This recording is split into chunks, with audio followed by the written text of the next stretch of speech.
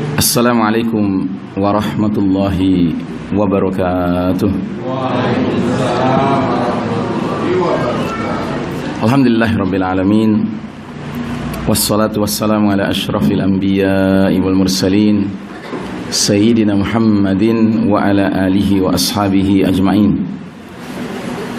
Faqala Allah Ta'ala fi kitabihil karim ba'da a'udzu billahi minasyaitonir rajim.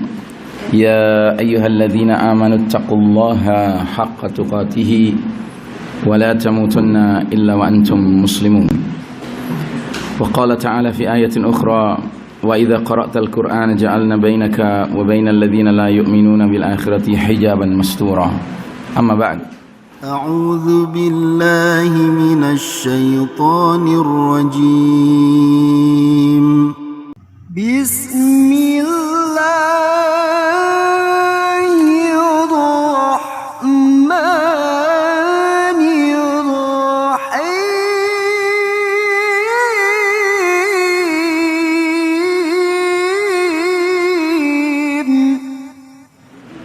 Jamaah Masjid Al-Munawwarah yang dirahmati Allah, alhamdulillah pada pagi hari ini kita bersyukur Allah Ta'ala masih melimpahkan sebaik-baiknya nikmat, nikmatul iman wal Islam, dan juga nikmat sehat walafiat. Kita dikumpulkan dalam majelis ilmu. Mudah-mudahan majelis ini diberkahi Allah Ta'ala sehingga ilmu yang kita terima menjadi manfaat dunia dan akhirat.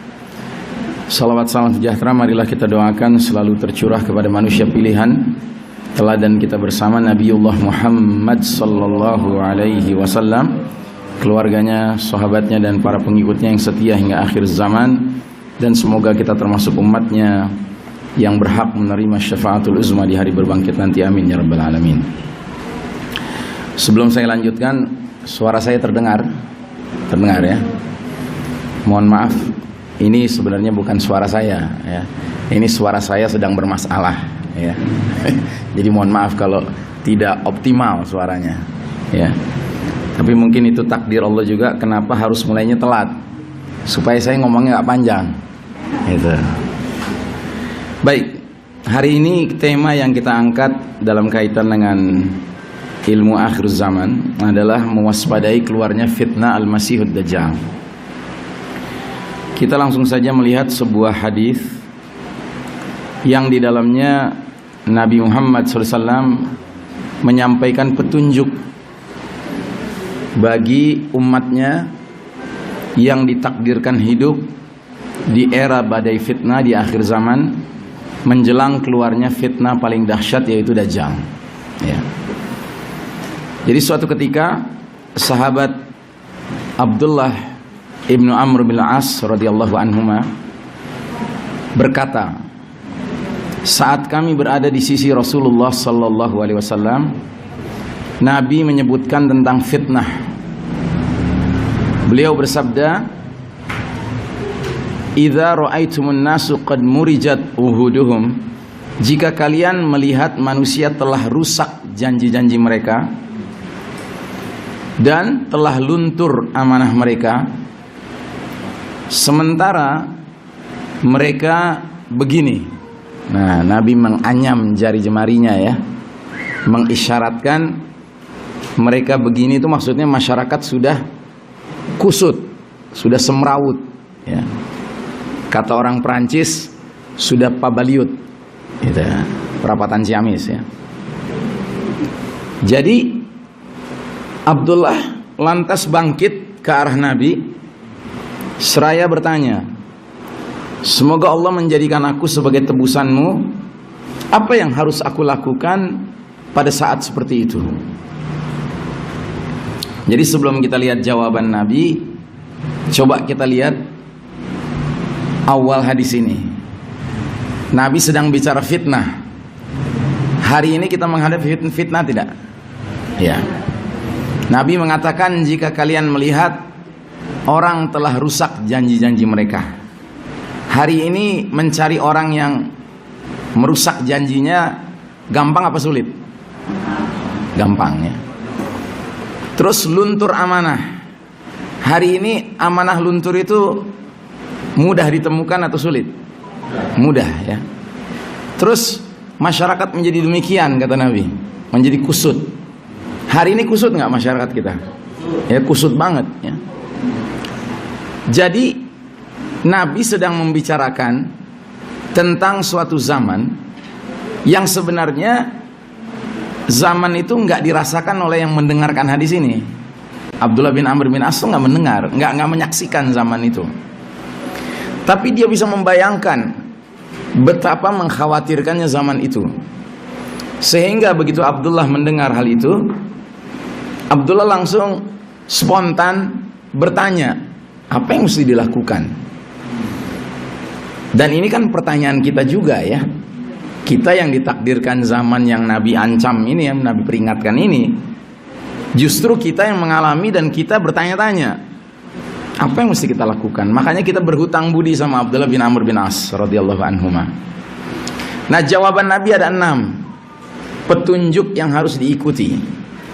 Yang pertama kata Nabi, alzam baitak, tetaplah engkau di rumahmu atau fokus pada keluarga. Yang kedua kata Nabi, amlik alaika lisanak, ucapanmu. Dan ucapan kita hari ini termasuk ini Pak, ini ucapan kita ini. Jaga apa-apa yang kamu share, apa-apa yang kamu upload, apa-apa yang kamu broadcast ya, hati-hati. Yang ketiga kata Nabi, khudh bima ta'rif, kerjakan yang kamu ketahui. Jadi artinya jadilah orang yang profesional. Apa yang memang bidang kita, itu yang kita kerjakan. Yang keempat kata Nabi, dak matungkir, tinggalkan yang kamu pungkiri. Artinya yang kamu tidak paham, kamu tidak ngerti, kamu tidak ketahui, jangan terlibat di dalamnya. Yang kelima kata Nabi, urus perkara khusus dirimu.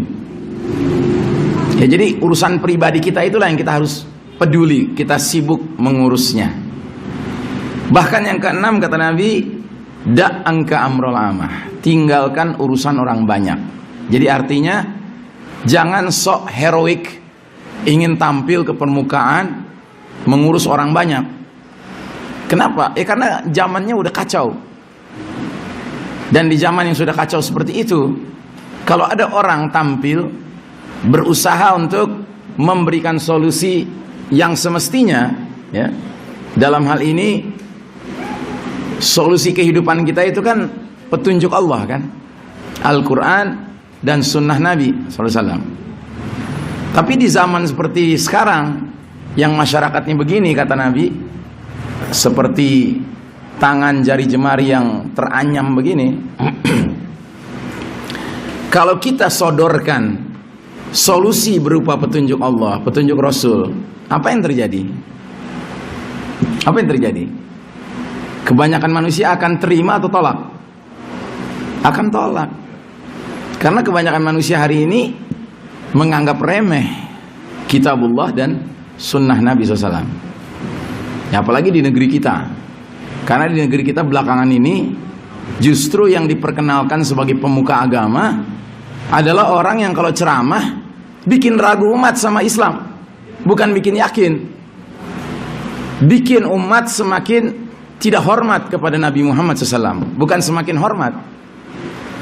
Bikin umat semakin merasa bahwa Islam ini cuma salah satu agama dari sekian agama pilihan yang boleh dipilih, seperti milih makanan di rumah restoran, ya kan?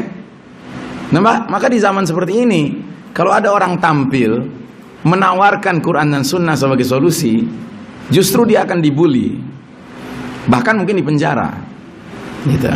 Karena dianggap bertentangan dengan aturan yang berlaku. Ya, aturan yang berlaku bukan Quran dan Sunnah. Quran dan Sunnah itu kan urusan pribadi masing-masing saja.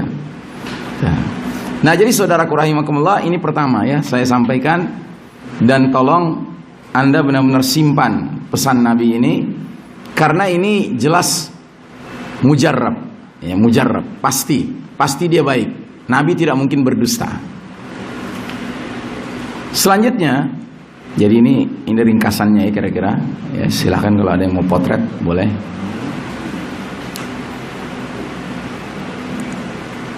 Jadi hidup di babak paling kelam dalam sejarah umat Islam menyebabkan setiap muslim harus memastikan bahwasanya lembaga keluarga ya, menjadi benteng terakhir tempat dua pertanyaan penting bisa kita jawab. Jadi ini terkait dengan petunjuk yang paling pertama dari Nabi tadi, fokus kepada keluargamu. Nah, keluarga kita masing-masing harus kita tanamkan pada seluruh anggotanya, diri kita, istri kita, anak-anak kita, mantu, cucu kalau sudah punya, ya. Dua pertanyaan harus bisa dijawab. Yang pertama, bagaimana saya mengkondisikan diri saya dengan dinul Islam? Jadi maksudnya bagaimana saya terbiasa dengan dinul Islam, tidak merasa asing dengan dinul Islam. Dan yang kedua, bagaimana saya beramal dan bergerak bersama dinul Islam. Jadi bukan saja kita terbiasa dengan dinul Islam, kenal, akrab, tapi bahkan kita memang bergeraknya, beramalnya, hidupnya bersama Islam itu sendiri. Jadi Islam bukan teori, tapi Islam benar-benar menjadi praktek, ya. Nah, hal ini mengingatkan kita sebuah perintah Allah yang mungkin sudah sering kita dengar, tapi nggak selalu kita kunyah-kunyah, yaitu surat Al-Baqarah 208. Allah berfirman dalam ayat yang sangat penting ini, ya ayyuhalladzina amanu udkhulu fis-silmi kaffah wa la tattabi'u khutuwatis syaitan innahu lakum aduwwun mubin. Hai orang-orang beriman, masuklah kamu ke dalam al-Islam ini secara kafah. Kafah itu terjemahannya secara totalitas, keseluruhannya. Dan jangan kalian ikuti langkah-langkah setan. Sesungguhnya setan itu musuh yang nyata bagimu. Ya, ini ayat ini jelas ada di dalam surat Al-Baqarah dalam Al-Quran. Tapi nggak semua kita rajin mengkunyah-kunyah, Pak. Ya. Bahkan kita cenderung terima aja situasi kita sekarang ini, berislam cuma dalam urusan-urusan tertentu saja. Padahal mestinya kita berjuang keras. Bagaimana kita bisa masuk ke dalam Islam secara keseluruhannya. Ya. Kan kalau kita mau jujur, Pak, banyak urusan hidup kita hari ini tidak sesuai dengan Islam. Ya. Urusan berpolitik nggak sesuai dengan Islam. Urusan berekonomi nggak sesuai dengan Islam. Ya. Sadar tidak sadar kita semua ini terlibat dengan riba, kan? Gitu. Padahal riba itu hukumnya bukan saja haram, tetapi ancaman Allah serius sekali. Fa'zanu biharbim minallahi wa rasulih. Kalau kalian tidak tinggalkan riba, Allah dan Rasul memerangi kamu. Bayangkan diperangi Allah sama Rasulnya. Pihak yang nggak mungkin kalah. Ya. Bidang apa lagi? Bidang kesehatan. Kita hari ini tidak mengikuti tuntunan Islam dalam urusan bagaimana menjaga kesehatan kita. Bahkan gak usah jauh-jauh, masih banyak di antara kita nggak tahu hukum berobat dalam Islam. Kalau saya tanya di forum ini, Anda bisa jawab nggak? Hukum berobat dalam Islam itu apa? Ada 5 pilihan: haram, makruh, mubah, sunnah, wajib. Hukum berobat dalam Islam apa? Hah? Mubah, kata pemuda ini. Ada yang punya pendapat lain? Wajib. 3. Yang bilang mubah angkat tangan. Semua sendirian. Jadi 4 mengatakan wajib di majelis ini setidak-tidaknya, ya kan? 1 mengatakan mubah. Jadi kalau kita buka lembaran-lembaran sejarah, ya, ada satu riwayat seorang wanita di zaman Nabi, yang berarti dia sahabiat, ya. Sahabiat itu sahabat perempuan, datang ke Nabi berkeluh kesah, curhat. Dia bilang, ya Rasulullah, aku ini mengidap penyakit ayan. Tahu penyakit ayan? Ya, kalau bahasa yang agak ilmiahnya epilepsi. Jadi kalau orang kambuh penyakit ayannya, dia tidak bisa mengendalikan diri. Tiba-tiba dia tergeletak, terus gerak-gerak sendiri kan gitu kan. Di luar kendali dia. Itu namanya penyakit ayan. Jadi begitu wanita ini berkeluh kesah ke Nabi bahwa dia punya penyakit ayan, Nabi langsung bertanya, apakah engkau ingin aku doakan supaya sembuh? Ataukah engkau ingin bersabar saja dengan balasan surga? Apa jawab wanita ini? Wanita ini menjawab, aku pilih bersabar ya Rasulullah, aku ingin masuk surga. Tapi tolong doakan satu hal, kalau kambuh penyakit ayanku, doakan ya Rasulullah, jangan sampai auratku tersingkap, terungkap, terlihat. Masya Allah. Jadi wanita ini nggak pilih minta didoakan Nabi supaya sembuh. Dan ingat ya, doa Nabi pasti makbul kan? Gitu. Dan karena dia menjawab, dia milih yang kedua, bersabar berarti masuk surga. Nabi juga nggak nanya lebih lanjut. Oh jadi engkau nggak mau didoakan supaya sembuh? Nggak ada. Nabi nggak nanya gitu. Yang menandakan apa? Berobat itu hukumnya apa? Mubah. Anda mau sehat alhamdulillah, mau sembuh alhamdulillah, nggak mau sembuh juga nggak apa-apa, asalkan sabar. Karena sabar itu akan mendatangkan ampunan dari Allah Ta'ala, akan mendatangkan balasan yang ganjarannya besar. Sampai-sampai ada sahabat namanya Ka'ab yang jadi doa minta demam. Kenapa? Karena dia yakin sabda Nabi yang mengatakan barang siapa yang sedang demam itu sedang diampuni dosa-dosanya. Masya Allah. Ini kan logika yang terbalik dengan logika kita hari ini ya. Hari ini kedokteran modern mengajarkan orang sakit kudu diupayakan sembuh, kudu wajib fardu ain, gitu. Masih mending Mbak, orang yang sudah kelihatan tanda-tanda kematian kudu diupayakan supaya bisa panjang umurnya. Dengan cara apa? Misalnya pakai pacu jantung, jeger, disetrum gitu, ya kan? Kalau dalam Islam bagaimana? Nah, kalau dalam Islam udah kelihatan tanda-tanda orang mau meninggal, diapakan? Ditalkinkan. Laqinu mautakum bila ilaha illallah, kata Nabi. Talkinkanlah saudaramu yang sudah memperlihatkan tanda-tanda kematian dengan la ilaha illallah. Ya, jadi sadar tidak sadar, Pak. Banyak urusan hidup kita hari ini yang tidak dituntun oleh Islam. Kita ngikutin ajaran lain gitu, bukan ajaran Islam yang kita ikuti. Bidang politik, bidang ekonomi, bidang kesehatan, bidang budaya, ya kan? Berapa banyak orang hari ini tidak ngikutin budaya Islam, tapi ngikutin budaya macam-macam. Ada budaya Korea, ada budaya Barat, ada budaya lokal yang seringkali bernuansa paranormal, ya. Ya. Nah, jadi saudaraku rahimakumullah, sementara kita tidak kunyah-kunyah ayat ini, ya. Sementara musuh-musuh kita, kaum kafir yang memimpin dunia hari ini, mereka digambarkan Allah sebagai berikut. Wala yazaluna yuqatilunakum hatta yaruddukum an dinikum in istata'u. Mereka kaum kafir harbi, kaum kafir yang memerangi Islam dan umat Islam, tidak henti-hentinya, 24 jam sehari, 7 hari sepekan, 12 bulan setahun, berusaha memerangi kalian umat Islam sampai mereka sanggup mengembalikan kalian dari din kalian kepada kekafiran. Jadi mereka bikin program-program untuk memurtadkan umat Islam, gitu. Jadi sudahlah umat Islamnya nggak serius, udkhulu fis silmi kafah, masuk ke dalam Islam secara totalitas, sementara musuh-musuh berupaya untuk membuat kita murtad. Nauzubillahi min dzalik, ya. Nah, karenanya saya menganjurkan kepada kita semua yang duduk di sini, marilah kita bersemangat untuk hijrah dari sistem dunia sekarang yang saya meminjam istilah dari Ahmad Thompson, lebih pantas disebut sistem Dajjal, menuju ke sistem Islam.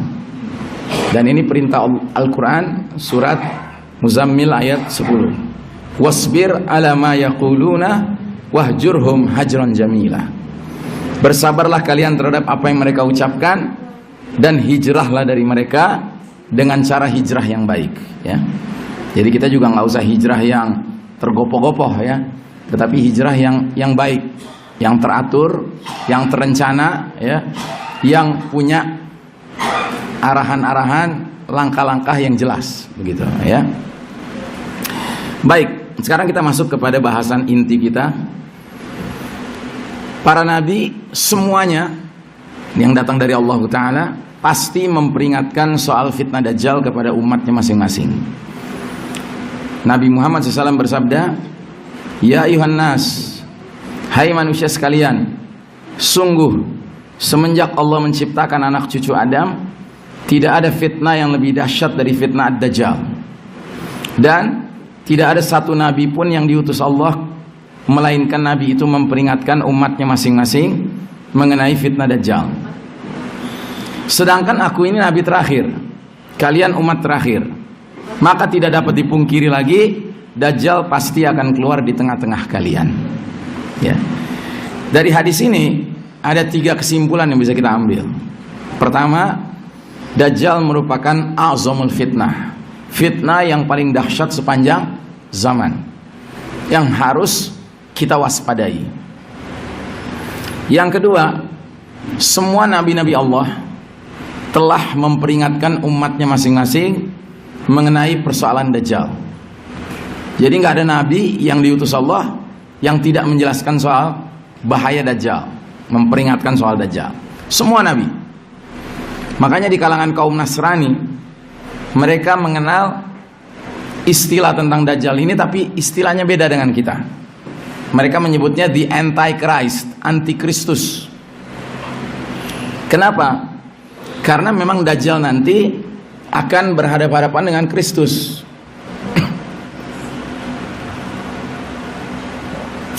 Yang dimaksud Kristus siapa? Nabi Isa alaihissalam. Kan kita juga beriman, ya, Nabi Isa alaihissalam akan turun dari langit di akhir zaman. Orang-orang Nasrani juga beriman, cuma mereka nyebutnya Yesus Kristus akan turun dari langit di akhir zaman. Nah, Isa alaihissalam menurut keyakinan kita akan berperang melawan Dajjal dan membunuh Dajjal. Nah, begitu juga dengan keyakinan kaum Nasrani, cuma mereka nggak nyebutnya Dajjal, kita nyebutnya Dajjal, ya. Terus yang ketiga, kesimpulan dari hadis ini, keluarnya Dajjal saat umat Islam hidup tanpa Nabi Muhammad sallallahu alaihi wasallam.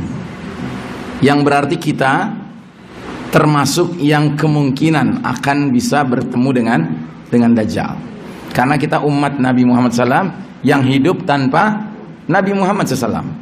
Tapi apakah Dajjal munculnya di zaman kita kah? Di zaman generasi anak kita kah? Generasi cucu kita kah? Wallahu a'lam bissawab. Ya. Baik, kita lanjutkan. Al-Masihud Dajjal merupakan fitnah paling dahsyat sepanjang masa. Makhluk seperti apa dia? Ya, banyak orang bertanya-tanya, Dajjal ini manusia, apakah jin, apakah makhluk dari luar angkasa, gitu, ya kan? Kayak apa nih Dajjal? Apa monster raksasa besar, gitu, ya? Nah, kalau kita lihat dalam sebuah hadis yang panjang sekali hadisnya, Nabi Muhammad SAW menjelaskan ada sekumpulan pelaut dari Palestina mengadakan perjalanan lewat laut dengan bahtera, dengan kapal, ya. Nah, kumpulan orang-orang dari Palestina ini agamanya Nasrani, jumlahnya sekitar 30 orang, dipimpin oleh seorang bernama Tamim Ad-Dari. Tamim Ad-Dari ini Nasrani. Jadi dalam pelayaran mereka, tahu-tahu mereka dihantam ombak badai selama 1 bulan, 30 hari 30 malam, digoncang-goncang sama ombak badai. Sampailah mereka di sebuah pulau kecil, berlabuh kapal mereka. Turun mereka semuanya dari kapal itu. Tahu-tahu mereka disambut sama hewan yang gak pernah mereka lihat. Dalam hadis itu dikatakan hewannya berbulu dari ujung kepala sampai ekor, sehingga mereka sendiri gak tahu mana yang kepalanya, mana yang ekornya, karena berbulu seluruhnya. Nah, masih mereka terkesima melihat hewan ini. Lebih kaget lagi, ternyata hewan ini berbicara, bisa bicara. Ya, hewan ini berkata, temuilah seorang laki-laki yang ada di biara dalam pulau ini, menanti kehadiran kalian, ingin mendengar kabar-kabar tentang dunia di luar sana. Nah, akhirnya mereka tinggalkan hewan ini sambil ketakutan, karena khawatir ini setan betina, begitulah. Nah, ternyata benar, di dalam pulau itu mereka ketemu satu biara. Tahu biara ya? Biara itu tempat orang Nasrani bermukim, itu biara. Biasanya biara itu di samping gereja ya. Nah, jadi Tamim Ad-Dari kemudian meriwayatkan, menjelaskan, kami Tamim Ad-Dari dengan awak kapalnya segera pergi hingga memasuki sebuah biara. Ternyata di dalamnya kami jumpai a'zamu insanin ra'ainahu, orang terbesar yang pernah kami lihat. Jadi besar orangnya. Tapi sekalipun besar, sekalipun orang itu kuat, kelihatan kuat, besar ya, tapi tangannya terbelenggu. Terbelenggu begini. Jadi terikat ya. Terbelenggu di leher. Antara lutut dan mata kakinya juga terbelenggu besi. Jadi nggak bisa bergerak orang ini. Sekalipun dia besar, sekalipun kelihatan kuat, tapi dia terikat, nggak bisa bergerak. Nah, cuma dia bisa bicara karena mulutnya tidak disumpel, tidak ditutup. Dan ketika dia berbicara, dia langsung bertanya, akhbirni, ya, jelaskan kepadaku atau beritahukan kepadaku tentang kurma Baisan. Kurma tahu ya, kurma ya. Baisan itu nama desa. Di mana? Di Palestina. Ya. Maka kami bertanya, Tamim Ad-Dari bertanya, tentang apanya yang kamu tanyakan? Dia berkata, aku bertanya pada kalian tentang kurmanya, apakah sudah berbuah? Maka dijawab, iya, kurmanya berbuah. Terus kata laki-laki ini, ketahuilah kurma Baisan hampir tidak berbuah lagi. Jadi aneh juga ya. Dia nanya, dijawab, terus dia ngasih bocoran masa depan, ramalan gitu loh. Terus pertanyaan kedua, akhbirni an buhairati Tabariyah. Coba beritahu kepadaku tentang Danau Tiberias. Danau Tiberias juga adanya di Palestina, di sebelah utara, sudah dekat perbatasan Suriah dan Lebanon ya. Maka Tamim Ad-Dari nanya, tentang apanya yang kamu tanyakan soal Danau Tiberias ini? Ditanya sama laki-laki itu, apakah ada airnya? Dijawab, airnya banyak. Maka kata laki-laki ini, ketahuilah, air Danau Tiberias hampir akan habis. Pertanyaan ketiga, beritahukan padaku tentang mata air Zughor. Nah, mata air Zughor juga adanya di Palestina, tapi di perbatasan dengan Jordan. Maka ditanya sama Tamim Ad-Dari, tentang apanya yang kamu tanyakan? Dia berkata, apakah di sana ada airnya dan apakah penduduknya bercocok tanam dengan air mata air Zughor itu? Dijawab, iya, airnya banyak dan penduduknya bercocok tanam dengan air mata air Zughor itu. Nah, pertanyaan terakhir, akhbirni an nabiyil ummiyin. beritahukan padaku tentang nabinya orang-orang yang buta huruf. Nah, kira-kira maksudnya siapa? Nabi Muhammad SAW. Ya. Dan ingat, Tamim Ad-Dari ini Nasrani. Dia bukan Muslim. Tapi sekalipun dia Nasrani, dia orang Arab. Sehingga sudah sampai kabar dia tentang adanya nabi orang-orang yang buta huruf. Sehingga dia jawab, dia bilang, nabi tersebut telah muncul dari Mekah dan sekarang tinggal di Yasrib. Yasrib itu nama lain dari kota Madinah. Artinya apa? Artinya Tamim Ad-Dari menjelaskan kalau Nabi Muhammad SAW itu sudah datang, sudah diutus, tapi sudah hijrah. Tadinya tinggal di Mekah, sekarang sudah tinggal di Madinah. Terus ditanya lagi, apakah orang-orang Arab memerangi dia? Dijawab, iya. Dia tanya lagi, apa yang mereka lakukan terhadapnya? Maka kami beritahu bahwa Nabi tersebut menang atas bangsa Arab dan mereka sekarang bangsa Arab mentaatinya. Ditanya sama laki-laki ini, oh itu sudah terjadi, itu sudah terjadi. Dijawab, iya. Maka kata laki-laki ini, ketahuilah, sesungguhnya itulah yang baik buat mereka mentaati Nabi tersebut. Terus kata laki-laki ini, ukhbirukum anni, akan ku beritahu kepada kalian siapa diriku. Ana al-Masihud Dajjal. Akulah al-Masihud Dajjal.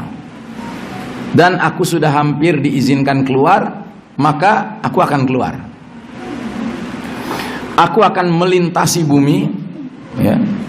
Dan aku tidak biarkan satu kampung pun kecuali aku singgahi selama total 40 malam, kecuali 2 tempat, Mekah dan Thayyibah, Mekah dan Madinah. Setiap kali aku hendak masuk ke salah satunya, malaikat membawa pedang menghadangku, menghalangiku dari tempat-tempat tersebut. Dan di setiap jalannya terdapat para malaikat penjaga. Ya. Selesai pembicaraan Tamim Ad-Dari dengan Dajjal. Langsung dia meninggalkan lokasi, meninggalkan pulau itu, naik bahtera lagi, tapi nggak balik ke Palestina, Pak. Pergi ke Madinah. Karena Tamim Ad-Dari sangat penasaran dengan siapa ini yang dia jumpai tadi, ya kan? Nah, ternyata sesampainya di Madinah itu sudah waktu maghrib dan Nabi sudah selesai sholat maghrib. Maka Nabi menerima tamunya ini, Tamim Ad-Dari ini. Panjang lebar Tamim Ad-Dari menceritakan pengalamannya ketemu dengan laki-laki yang terikat tadi di pulau terpencil tadi. Maka setelah mendengar ke semua itu, Nabi membenarkan kalau Tamim Ad-Dari sudah ketemu dengan Dajjal. Langsung Tamim Ad-Dari ikrar 2 kalimat syahadat, masuk Islam. Ya. Maka waktu Isya masuk, Nabi pimpin sholat Isya. Terus selesai sholat Isya, langsung naik mimbar. Nabi kemudian memukulkan tombak, bukan memukulkan. Nabi langsung naik mimbar, menceritakan semua yang dia dengar dari Tamim Ad-Dari. Di ujung ceritanya, dia pukul tongkat pendek yang dia pegang ke mimbar, seraya berkata, hadhihi thayyibah, hadhihi thayyibah, hadhihi thayyibah. Inilah kota Madinah, inilah kota Madinah, inilah kota Madinah. Ingat, apakah aku sudah ceritakan kepada kalian semua, wahai sahabat-sahabatku? Mereka semua menjawab, ajal, benar. Maka kata Nabi, apa yang diceritakan Tamim Ad-Dari kepadaku membuatku takjub. Ceritanya sama seperti ceritaku pada kalian tentang Dajjal, tentang Madinah, dan tentang Mekah. Ya. Masya Allah Ta'ala. Nah, jadi berdasarkan hadis panjang ini, kita dapat menyimpulkan bahwa Dajjal adalah insan, manusia, yang termasuk Bani Adam, anak keturunan Adam alaihissalam. Kenapa? Karena sewaktu Nabi mendengarkan ceritanya Tamim Ad-Dari yang mengatakan bahwa dia melihat orang terbesar, kuat, terikat, Nabi tidak sangkal, Nabi tidak ingkari. Berarti apa? Nabi membenarkan Dajjal itu insan, manusia. Hanya saja Dajjal bukan sembarang manusia seperti manusia kebanyakan. Tapi Dajjal mempunyai beberapa keluar biasaan. Pertama, keluar biasaannya berusia panjang. Ya bayangkan, di zaman Nabi sudah ada. Berarti kan umurnya sekurang-kurangnya ya 1443 tahun, sekurang-kurangnya kalau pakai kalender Hijriah. Gitu. Yang kedua, Dajjal itu diizinkan Allah meramalkan, memprediksi beberapa hal yang akan terjadi di masa yang akan datang. Dan ketahuilah, kalau Anda pelajari tentang negeri Palestina hari ini, memang Danau Tiberias airnya sudah menipis. Memang Baisan kurmanya sudah tidak berbuah. Itu ya. Karenanya beberapa ulama sudah mulai menyimpulkan dengan adanya dua indikasi ini, setidak-tidaknya jangan-jangan keluarnya Dajjal sudah sangat dekat. Gitu. Ya. Karena kan Dajjal bilang begitu. Danau Tiberias akan habis airnya. Hari ini hampir habis. Kemudian kurma Baisan tidak berbuah lagi. Hari ini sudah nggak berbuah.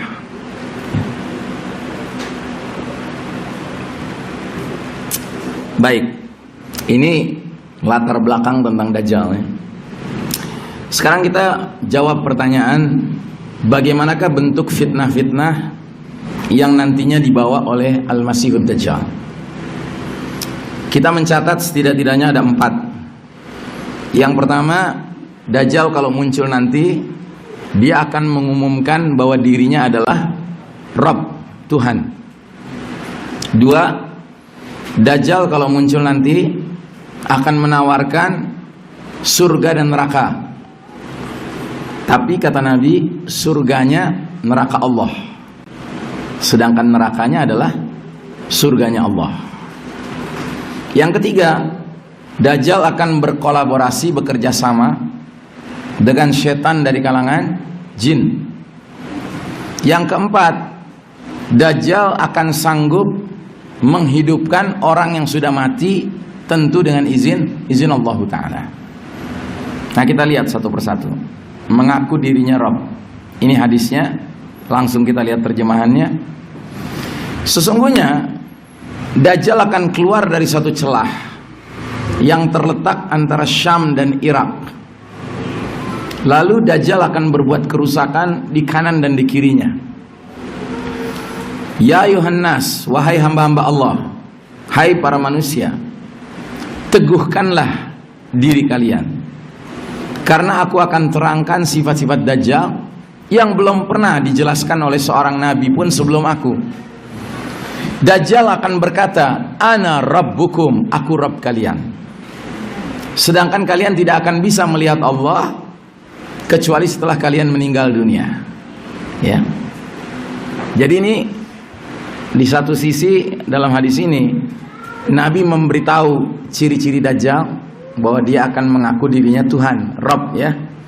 Tapi di lain sisi Nabi ngasih kita kunci untuk nggak ketipu sama Dajjal. Kalau Dajjal ngomong aku Rabb kalian, ya kalian jangan percaya dong. Karena nggak mungkin kalian lihat Allah selagi di dunia ini, selagi masih hidup nggak mungkin. Nanti kalau kita sudah di hari berbangkit, baru kita semua bisa melihat Allah. Tapi di dunia ini nggak ada yang bisa melihat Allah. Ya, jangankan kita orang awam, seorang nabi saja dahulu kala pernah minta izin untuk Allah memperlihatkan dirinya di hadapan nabi ini. Siapa itu? Nabi Musa alaihissalam. Sama Allah dikatakan, ya Musa, engkau nggak akan bisa lihat aku. Begini aja, kamu lihat aja gunung itu. Kalau kamu sanggup melihat gunung itu, kamu bisa melihat aku. Dia ngeliat gunung, ternyata pantulan cahaya kemuliaan Allah Ta'ala memancar di gunung itu sampai membuat Musa alaihissalam jatuh pingsan, nggak sanggup dia ngeliat gunung itu. Dan ketika dia bangun, dia bertaubat. Ya, dia nggak minta lagi untuk ngeliat Allah. Nah, maka alangkah anehnya kalau ada seorang muslim kedatangan Dajjal ke kampungnya. Dajjal mengklaim, mengaku-ngaku dirinya Rob. Terus si muslim ini percaya kalau dia Rob. Alangkah anehnya. Tapi nggak usah bingung. Sebab jangankan Dajjal nanti, di zaman kita sekarang aja ada manusia memperlakukan manusia lain sebagai Tuhan. Ya, ini gambarnya, Anda bisa lihat.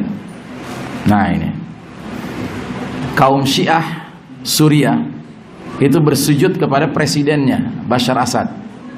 Bashar Assad itu presidennya Suriah.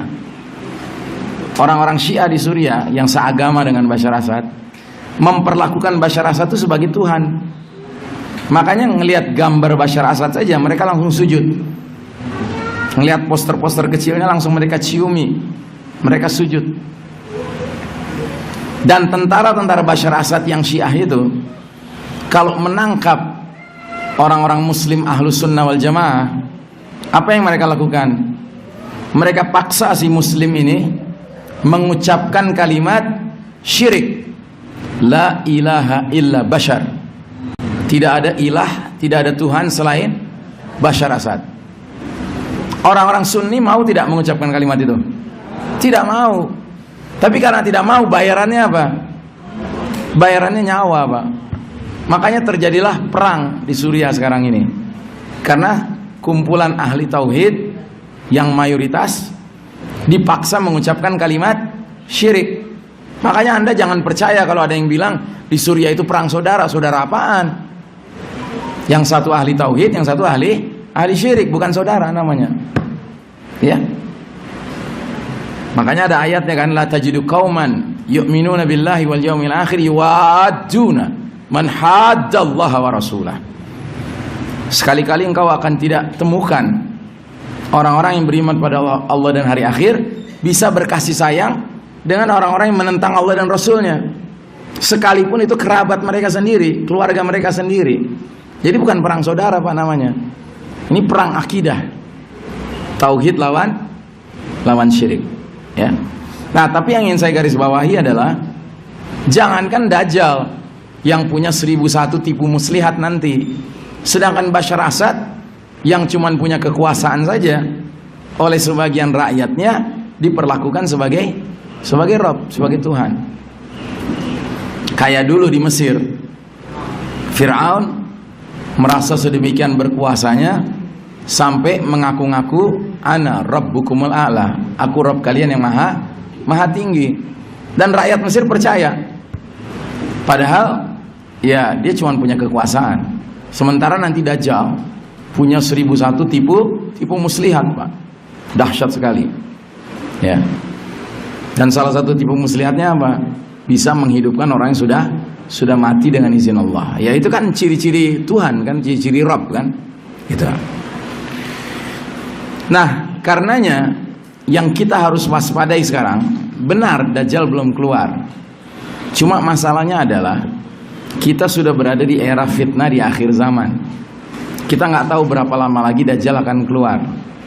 Sementara ada hadis Nabi yang mengatakan bahwa fitnah di akhir zaman akan kian memuncak sampai keluarnya fitnah Dajjal, puncak fitnah. Ya. Jadi kalau Anda sekarang merasakan dunia ini fitnahnya berat, besok lebih berat lagi, lusa lebih berat lagi. Ya. Makanya dari sekarang kita harus menguatkan iman kita, tauhid kita, supaya tidak tergelincir oleh dajjal-dajjal kecil. Sekarang ini dajjal kecil udah bermunculan, Pak. Nah, kalau ngadepin dajjal kecil aja sudah tergelincir, apalagi ngadepin dajjal besar nanti. Itu.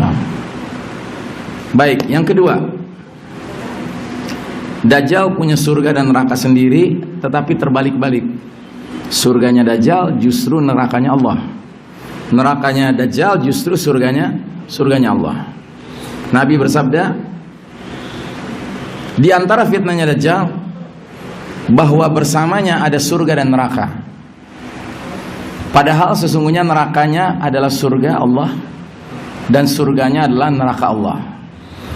Barang siapa mendapat cobaan dengan nerakanya Dajjal, hendaklah dia berlindung kepada Allah dan hendaklah dia membaca ayat-ayat awal dari surat Al-Kahfi. Gitu. Jadi kalau sampai umur kita sampai nih ke zaman Dajjal muncul nanti, kita nggak berharap ketemu Dajjal, tapi siapa tahu Allah takdirkan kita ketemu Dajjal. Maka Dajjal nawarkan surga, Dajjal nawarkan neraka, ancam neraka, ya kan? Jangan ragu, pilih nerakanya Dajjal. Sebab kalau Anda pilih nerakanya Dajjal, sama saja Anda sedang memilih surganya Allah. Tapi supaya Anda selamat, masukilah nerakanya Dajjal itu dengan membaca awal surat Al-Kahfi. Dalam satu hadis dikatakan 10 ayat awal surat Al-Kahfi. Ya. Nah, dalam hadis yang lain disebutkan di antara fitnahnya Dajjal, dia akan melintasi satu negeri. Kemudian penduduk negeri itu membenarkan Dajjal sebagai Rabb. Jadi Dajjal bilang ana rabbukum. Mereka nyambut anta rabbuna, engkaulah Rabb kami. Jadi penduduknya membenarkannya. Maka Dajjal akan perintahkan langit untuk menurunkan hujan, maka turun hujan.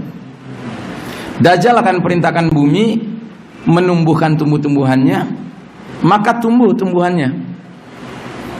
Sehingga hewan-hewan pada saat itu menjadi lebih besar, lebih gemuk dibandingkan dengan masa-masa yang lalu. Besar lambungnya, banyak air susunya. Jadi ibaratnya dikasih kenikmatan sama Dajjal, ya. Dan sudah barang tentu ketika Dajjal bilang amtir, ya sama amtir, hai langit turunkan hujanmu. Turun hujan, ya tentu mereka makin yakin kan Dajjal itu Rabb kan. Begitu Dajjal memerintahkan hai bumi keluarkan tumbuhanmu, keluar tumbuhannya, mereka makin yakin Dajjal itu Rabb. Nah, sementara termasuk fitnahnya Dajjal melintasi suatu negeri, namun penduduknya mendustakannya. Jadi ini penduduknya beriman. Penduduknya ketika mendengar Dajjal bilang ana rabbukum, mereka jawab Rabbunallah, Rabb kami Allah. Anta al-masihud Dajjal, kamu ini sang pendusta Dajjal. Apa yang terjadi? Maka tidak satu binatang ternak pun yang tersisa melainkan binasa. Karena Dajjal memerintahkan langit jangan turunkan hujan. Dajjal memerintahkan bumi jangan keluarkan tumbuh-tumbuhannya. Sehingga hewan ternak kaum beriman ini mati bergelimpangan, dikasih neraka sama Dajjal. Gitu. Miriplah kayak kita sekarang. Sistem Dajjal ini memberikan Anda pilihan. Mau diinjus, boleh masuk mal, boleh naik pesawat, gitu, boleh naik kereta api, ya kan? Tapi nggak mau diinjus, ya kan? Nggak boleh ke mal, nggak boleh naik pesawat, nggak boleh kerja, dipecat dari kerjaan, nggak boleh sekolah, ya, drop out dari sekolah, itu. Ya silakan pilih, itu mau pilih mana? Kalau kata Nabi Muhammad SAW dalam sebuah hadis tentang akhir zaman, kelak di akhir zaman nanti seorang laki-laki akan dihadapkan pada dua pilihan, al-ajz wal fujur, ketidakberdayaan dan dosa. Maka pilihlah ketidakberdayaan daripada berdosa. Nah gitu, ya. Tapi orang zaman sekarang kan enggak. Wah, lo kenapa diinjus? Ya kan? Ya gimana enggak? Gue kan pengen ke mall, gue pengen naik pesawat, gue pengen ini, gue pengen tetap kerja, gue pengen tetap sekolah, gitu, ya, pengen tetap berdaya, gitu loh istilahnya, ya. Nah ini kecil-kecilan nih, ini baru kecil-kecilan nih, ya. Kalau yang kecil-kecilan aja kita udah jatuh nih, apalagi nanti yang gede nih, ya. Baik, yang ketiga, bekerja sama berkolaborasi dengan setan dari kalangan jin. Ini hadisnya. Ini terjemahannya. Di antara fitnahnya Dajjal, dia akan bertanya kepada seorang Arab, seorang laki-laki Arab, Coba pikirkan olehmu, sekiranya aku sanggup membangkitkan ayah ibumu yang sudah mati, apakah kamu akan yakin bersaksi bahwa aku ini Rabb? Maka si pemuda Arab ini jawablah dengan polosnya, iya, karena dia gak kebayang, mana ada ayah ibuku sudah meninggal kok bisa muncul lagi kan gitu. Maka kemudian muncullah dua setan menjelma di hadapan si Arab ini dalam bentuk rupa ayah ibunya yang sudah meninggal. Maka keduanya berkata kepada si lelaki Arab ini, hai anakku, ikutilah dia, ikutilah Dajjal, sesungguhnya dialah Rabbmu. Maka langsung si pemuda Arab ini sujud di hadapan Dajjal, memperlakukannya sebagai Rabb, ya. Nah, jadi ini termasuk tipu daya Dajjal, berkolaborasi dengan setan dari kalangan jin, ya. Jadi Dajjal tuh suka kerja sama jin, Pak. Makanya hati-hati dengan orang-orang yang kerjasamanya sama jin, Pak. Hati-hati, ya. Setidak-tidaknya dia anteknya Dajjal, gitu.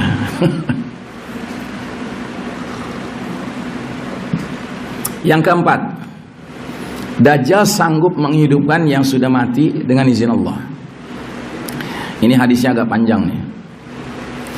Dajjal muncul, lalu seseorang dari kalangan mukminin mendatangi Dajjal, menuju ke arah Dajjal.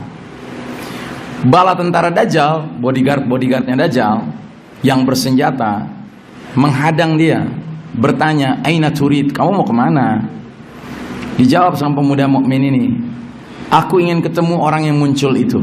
Ya, jadi dia nyebut Dajjal tuh orang yang muncul itu. Mereka bertanya, "Apa kamu tidak beriman kepada Rabb kami?" Dia jawab, "Rabb kami nggak samar. Kami tahu siapa Rabb kami. Ini bukan Rabb kami." Kira-kira begitu. Mereka akhirnya marah, bunuh dia. Lalu mereka saling berkata satu sama lain. Tapi ternyata bodyguard ini ribut satu sama lain. Ada yang bilang, "Bukankah Rabb kalian melarang membunuh seseorang tanpa izin dia?" Ya, kok main bunuh aja, nanti dulu gitu. Kita kan belum dapat izin dari Tuhan kita. Akhirnya sepakatlah para bodyguard ini, udah dibawa aja ke hadapan Dajjal. Dibawa ke hadapan Dajjal. Maka saat si mukmin ini melihat Dajjal, pemuda mukmin ini berkata kepada khalayak ramai yang hadir di situ, "Hai sekalian manusia, inilah Dajjal yang disebut-sebut Rasulullah sallallahu alaihi wasallam." Maka Dajjal memerintahkan si mukmin ini agar dibelah badannya. Maka Dajjal berkata, "Ambil dan belahlah dia." Ya. Maka punggung dan perut si mukmin ini dipukuli. Jadi sebelum dibelah, dia disiksa dulu, dipukuli, digebuki gitu ya, perutnya, punggungnya.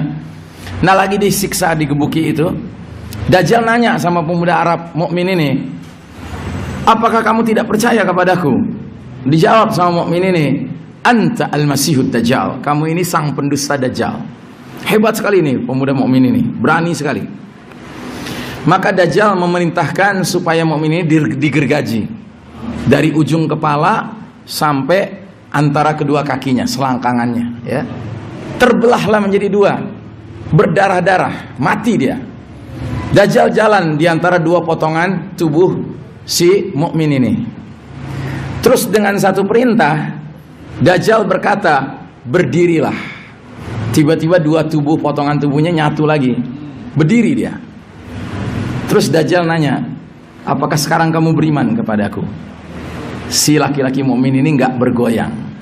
Dia jawab, "La, tidak. Ya, tidak bertambah pada diriku selain keyakinan, kejelasan mengenai siapa engkau." Jadi dia makin yakin, kamu ini Dajjal.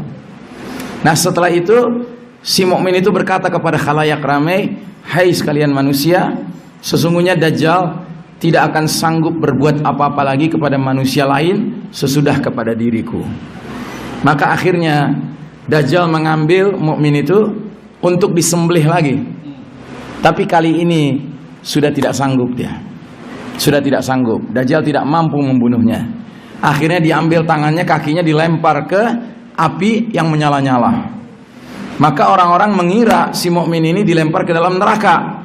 Padahal sesungguhnya mukmin itu dilempar, dijebloskan langsung ke surga Allah Ta'ala. Dan kata Nabi Muhammad SAW, itulah mukmin, manusia yang paling mulia, mati syahidnya di sisi Allah Rabbul Alamin. Masya Allah Ta'ala, ya. Nah, jadi yang ingin kita ambil pelajaran adalah Dajjal sedemikian dahsyatnya tipu dayanya, sampai-sampai salah satu kemampuan tipu dayanya yang Allah izinkan terjadi, dia membunuh seseorang, dia hidupkan lagi, begitu. Makanya kalau nggak benar-benar mantep iman, pasti percaya kalau Dajjal itu adalah Rob. Cuman ingat-ingat tadi pesan Nabi, ya. Aku jelaskan sesuatu yang para nabi sebelumnya tidak pernah jelaskan. Dajjal akan berkata, Ana Rabbukum, aku Rabb kalian. Padahal tidak ada manusia yang bisa melihat Allah sebelum meninggalnya, ya kan? Jadi ingat-ingat itu. Selagi kita masih hidup di dunia, Pak, ada orang ngaku Rabb, jangan percaya. Kenapa? Karena nggak mungkin di dunia ini kita bisa melihat Allah Subhanahu Wa Taala. Baik, nah sekarang kita masuk kepada arahan Nabi Muhammad SAW menghadapi Dajjal. Nabi bersabda di hadapan para sahabat, "Iyakhruj wa ana fikum fa ana hajijuhu dunakum." Jika Dajjal muncul, hadir, sedangkan aku ada di tengah-tengah kalian, masih hidup bersama kalian, cukup aku akan mengalahkannya, bukan kalian. Tapi jika dia keluar, dia muncul, sedangkan aku sudah tidak ada di tengah-tengah kalian, sudah wafat, ya seperti sekarang, maka setiap orang adalah pembela untuk dirinya sendiri, sedangkan Allah Ta'ala menjadi khalifahku, penggantiku bagi setiap muslim. Artinya apa? Artinya Nabi menyuruh kita mengokohkan koneksi kita, hubungan kita dengan Allah Subhanahu Wa Ta'ala. Sebab menghadapi Dajjal tidak ada pihak yang bisa melindungi kita selain daripada Allah Ta'ala. Nabi sudah wafat. Kalau Nabi masih ada, Nabi yang nangani langsung Dajjal. Nah, jadi ada dua jenis solusi untuk melindungi diri dan keluarga dari fitnah Al-Masihud Dajjal. Ada solusi fundamental. Fundamental itu artinya solusi yang paling mendasar, nggak boleh ditawar-tawar, yaitu memastikan iman tauhid kita benar, sidik, dan kita istiqomah di atas iman tauhid itu. Yang kedua, solusinya ada kiat-kiat praktis dari Nabi Muhammad SAW. Kita akan jelaskan, ya. Nah, sekarang kita singgung sedikit solusi yang pertama, kewajiban memahami ilmu tauhid. Allah Ta'ala dalam Al-Quran sampai mengeluarkan perintah, fa'lam, ketahuilah, kajilah, renungkanlah, pelajarilah dalam-dalam, ilmuilah la ilaha illallah, ya. Jadi kita bertauhid itu, Pak, nggak bisa tanpa pengetahuan, harus dengan pengetahuan. Sebab dengan pengetahuan itulah kita akan menjadi kokoh tauhid kita, ya. Nah, salah satu penjelasan kecil saja, sedikit saja tentang la ilaha illallah adalah memahami kata ilah. Kata ilah dalam Al-Quran, dalam Islam mempunyai banyak makna, tetapi cukup Anda ketahui 3 saja. Pertama, ilah itu artinya yang dicintai. Kedua, ilah itu artinya yang ditaati, dipatuhi. Dan yang ketiga, ilah itu artinya yang ditakuti. Jadi barang siapa mengucapkan asyhadu an la ilaha illallah, harus mengandung pengertian satu, aku bersaksi tidak ada yang kucintai selain dari Allah. Dua, aku bersaksi tidak ada yang kupatuhi selain dari Allah. Tiga, aku bersaksi tidak ada yang kutakuti selain dari Allah. Kalau 3 hal ini, love, obedience, fear, cinta, patuh, dan takut, kita pusatkan hanya kepada Allah, jadilah seseorang itu muwahhid, ahli tauhid yang sejati, ya. Baik, nah sekarang kita masuk ke kiat-kiat praktis dari Nabi Muhammad SAW menghadapi Dajjal. Setidak-tidaknya ada 4 yang tercatat, ya. Pertama, bacalah doa khusus saat tasyahud akhir dalam sholat baik wajib maupun sholat sunnah. Ini hadisnya. Kata Nabi SAW, jika salah seorang di antara kalian tasyahud, tahiyat akhir, hendaklah meminta perlindungan kepada Allah dari 4 hal, 4 perkara, dan berdoalah, Allahumma inni a'udzubika min adzabi jahannam wa min adzabil qabr wa min fitnatil mahya wal mamati wa min syarri fitnati al-masihud dajjal. Baru salam kanan, salam kiri. Aku berlindung kepada Allah dari siksa jahannam, dari siksa kubur, dari fitnah kehidupan dan kematian, dan dari keburukan fitnah al-masihud dajjal. Ini pertama, biasakan sholat wajib maupun sholat sunnah baca doa ini di saat tahiyat akhir. Yang kedua, bersembunyi, menghindar, menjauh, jangan mau berjumpa dengan dajjal.